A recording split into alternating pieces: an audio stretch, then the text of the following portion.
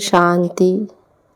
सर्व आत्माओं का सद्गति दाता स्वयं परमात्मा पिता धरा पे आके हम बच्चों को यथार्थ रूप से परिचय देता है।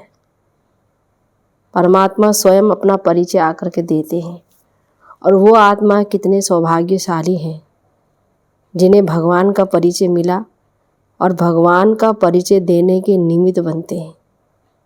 तो बाबा कहते हैं ऐसी आत्माओं को अनेक प्रकार की युक्तियाँ रचनी है जिससे कि सहज और सरल रूप से हर एक आत्मा को बाबा का परिचय दे सके और जो आत्माओं के अंदर में जो सर्वव्यापी की अज्ञानता भरी है उस अज्ञानता से निकालें।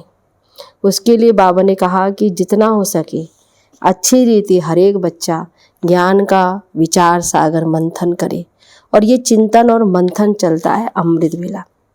जितना हमारा अमृत वेला बाबा की याद में शक्तिशाली होगा, सुखद होगा, उतना ही ज्ञान का मंथन से हम आत्माएँ अच्छी रीति से बाबा का सहज और सरल परिचय दे सकते हैं। सुनते हैं बाप दादा के 18/3/2023 के साकार महावाक्य में। बाबा बोले, मीठे बच्चे, मोस्ट बिलवेड बाप का यथार्थ परिचय देने की युक्तियाँ निकालनी है। एक्यूरेट शब्दों में अल्फ का परिचय दो तो सर्वव्यापी की बात खत्म हो जाएगी।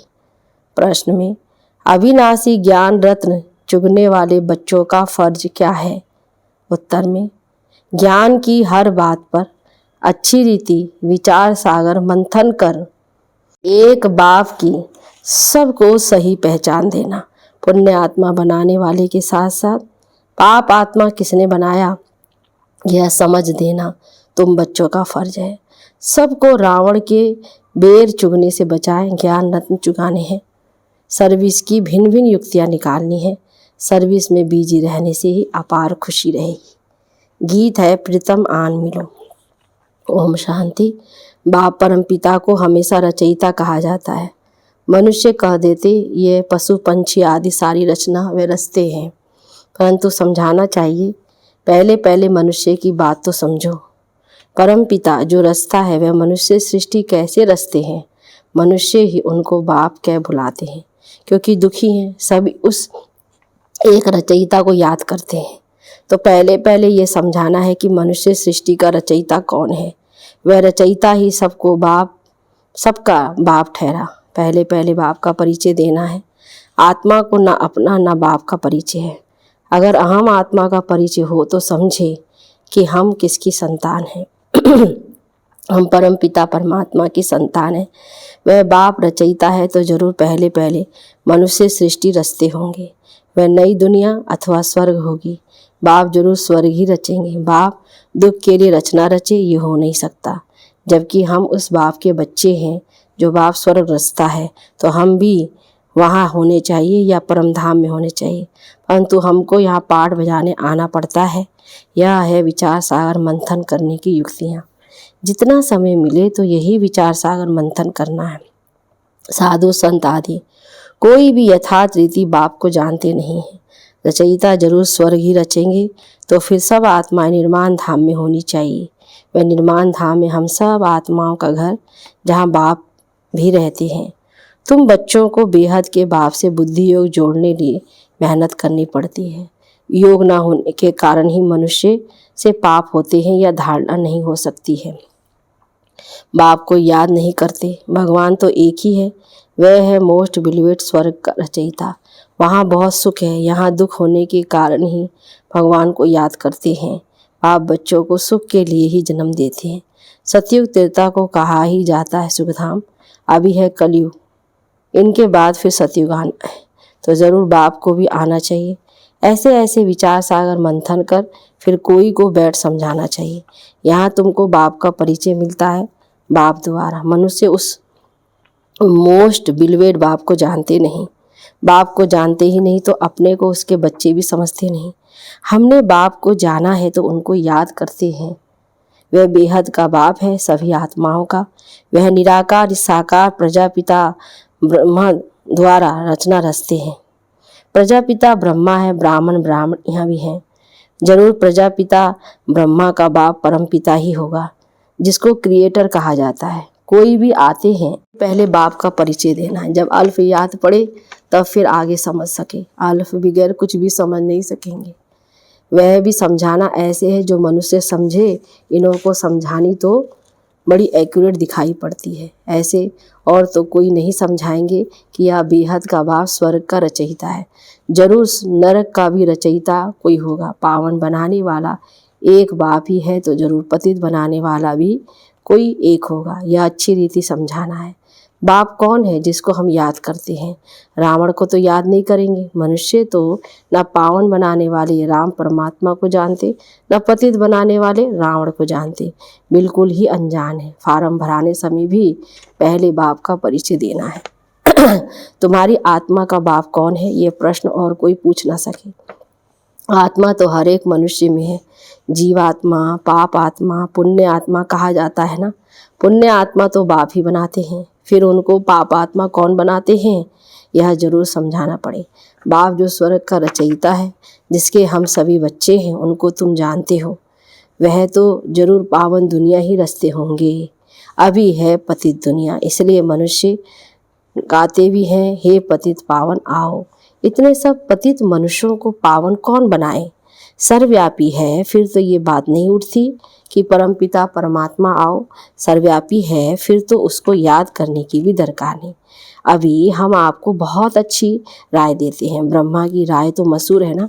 हम ब्रह्मा मुख वंशावली ब्राह्मण ब्राह्मणियाँ हैं। ब्रह्मा को भी राय देने वाला जरूर ऊंच होगा। ब्रह्मावत परमपिता परमात्मा शिव, वह है आत्माओं का पिता, वह है प्रजापिता। तुम बच्चे सर्विस के लिए ऐसे ऐसे विचार सागर मंथन करेंगे तो तुमको बहुत खुशी रहेगी। कोई आए तो उनको ज्ञान रत्न देने हैं। बाप आकर अविनाशी ज्ञान रत्न चुगाते हैं, जिससे हम विश्व के मालिक बनते हैं। फिर रावण आकर बैर चुगाते हैं। शिव का चित्र, देवताओं के चित्र सब पत्थर के ही हैं। बाबा कहते कहाँ रत्न और कहाँ पत्थर, तो बाबा रत्न चुगाते हैं। पत्थर को पूजते पूजते पत्थर बुद्धि बन जाते हैं।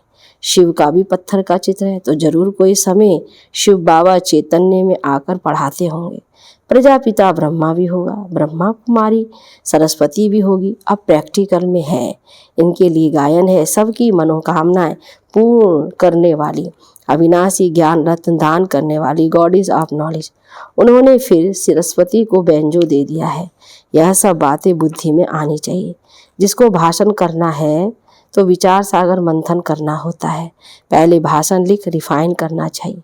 बड़े बड़े स्पीकर्स जो होते हैं वे बहुत खबरदारी से बोलते हैं, बिल्कुल एक्यूरेट सुनाते हैं। जरा भी हिचका तो आबरू यानी इज्जत चली जाएगी। पहले से ही पूरी प्रैक्टिस करते हैं। यहाँ भी इतना बुद्धि में रहना चाहिए जो किसको बाप का परिचय दे सको। सर्विस करनी है। विकारी गुरुओं की जंजीरों में बहुत फंसे हुए हैं, वह कोई की सदगति तो कर नहीं सकते। पतित पावन निराकार भगवान को ही कहा जाता है। सर्वव्यापी के ज्ञान से तो कोई की सदगति हुई नहीं है।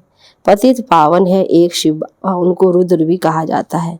रुद्र यज्ञ भी मशहूर है। इतना बड़ा यज्ञ और कोई रच ना सके। रुद्र ज्ञान यज्ञ कितने वर्ष चलता है, ज्ञान सुनाते ही रहते हैं। यज्ञ जब रचते हैं तो उसमें शास्त्र भी रखते हैं। रामायण भागवत आदि की कथा सुनाते हैं, उसको रुद्र यज्ञ कहते हैं।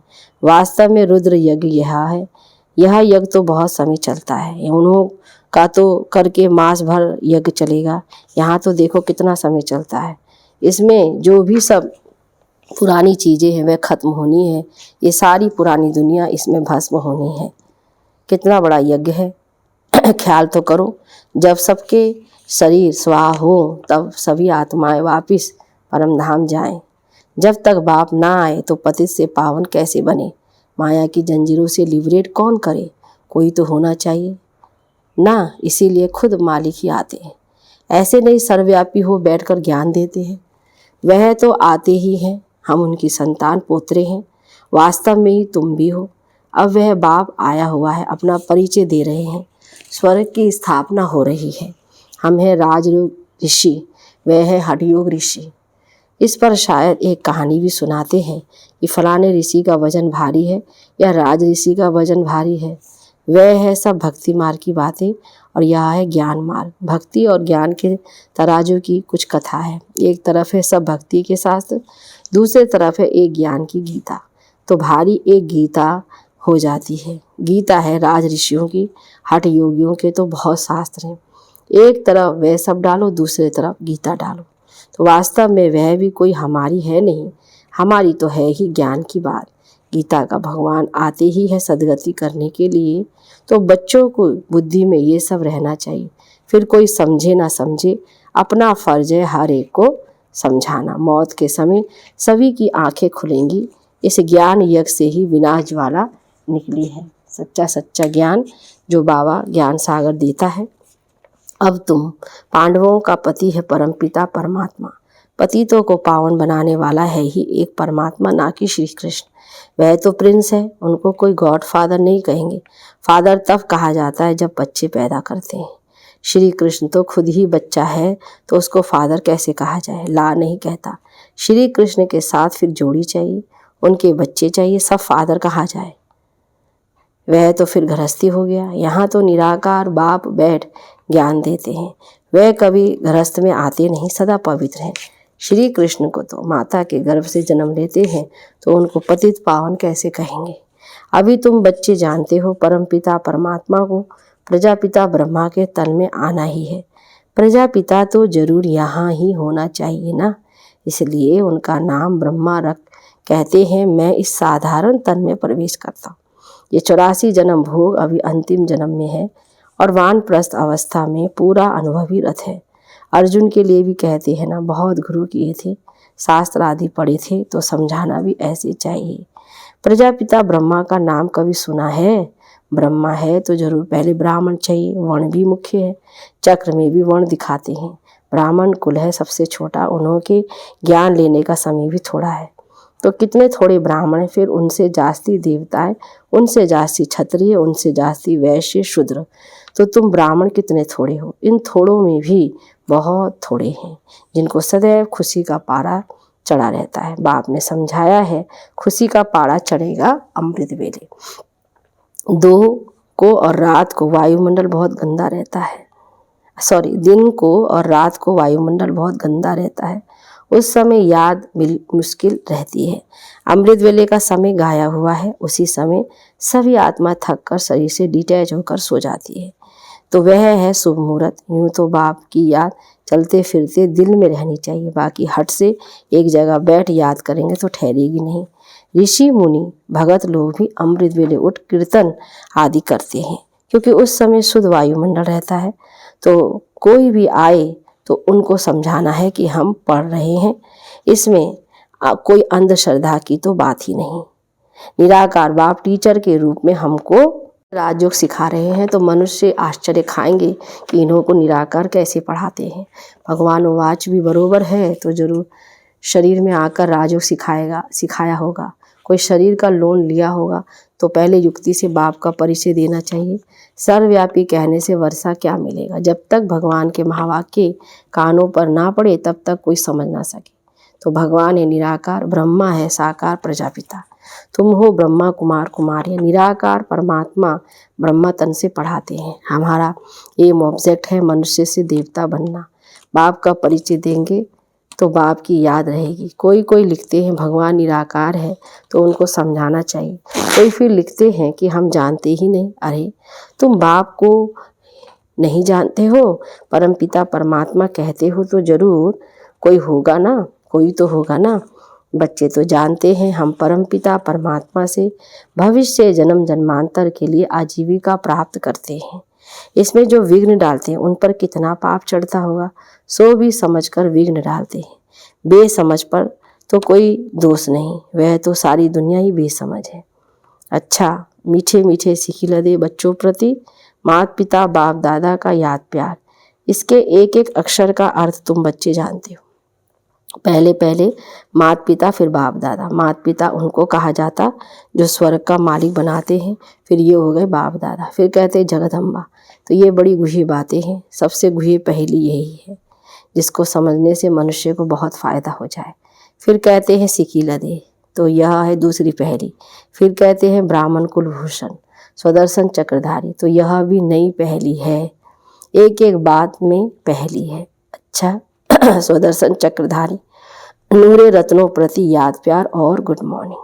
रूहानी बाप की रूहानी बच्चों को नमस्ते, रूहानी बच्चों की रूहानी बाप दादा को गुड मॉर्निंग, नमस्ते बाबा नमस्ते। धारणा के लिए मुख्य सार में पहली पॉइंट, अमृत वेले के शुभ मुहूर्त में बाप को बहुत प्यार से याद कर खुशी का पारा चढ़ाना है। चलते फिरते भी याद का अभ्यास करना है। दूसरी पॉइंट, पाप कर्मों से बचने व ज्ञान को अच्छी रीति धारण करने के लिए एक बाप से बुद्धि योग जोड़ने की मेहनत करनी है।